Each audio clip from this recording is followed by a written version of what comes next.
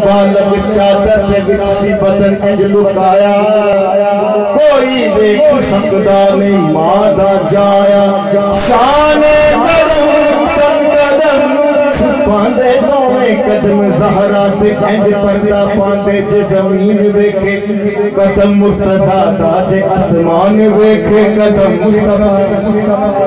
हया के माथे का ताज ज़हरा वफा परस्ती की लाज ज़हरा ज़माने भर में जो बन रहा है वो तेरे घर का है इलाज ज़हरा जो तेरे शोहर से कुछ रखे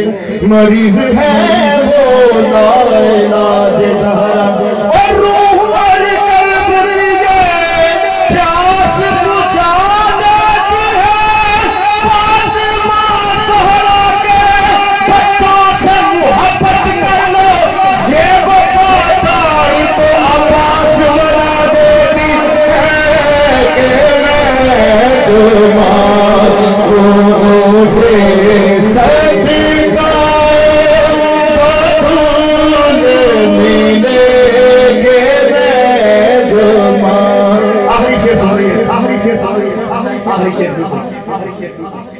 कहिए सुभान अल्लाह। बिल्कुल आखिरी भाई एक बड़ी खूबसूरत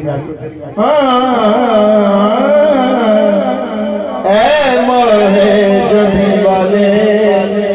बदुहा मुखड़े वाले बलैल